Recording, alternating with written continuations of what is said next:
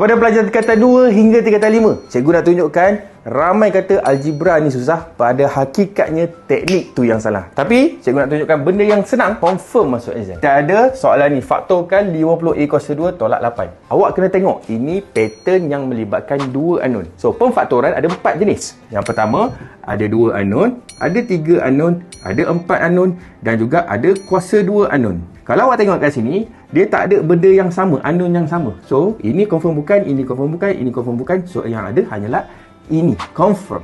Tapi, kita tengok dulu, 50 dengan 8 kan? Dua-dua ni ada sifar 2. So, cikgu keluarkan 2. 50 bahagi 2 dapat 25.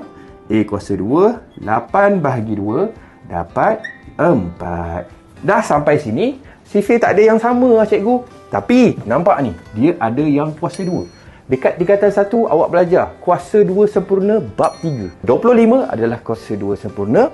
4 pun adalah kuasa 2 sempurna. Macam mana dapat 25? Dia adalah 5 kuasa 2.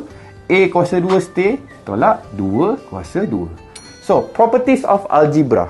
Kalau semua dalam ni kuasa 2, awak kena buat satu yang ada tambah, satu yang ada tolak. So, nak tulis apa kat dalam ni? Tulis 5A tambah 2, 5A tolak 2.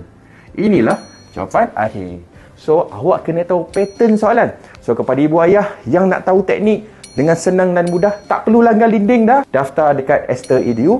Tuition 4 subjek RM89 sahaja. Tak ada extra charge, tak ada hidden charge. Pendaftaran RM20 je untuk lot harga RM89 sampai akhir tahun. Tekan link sekarang.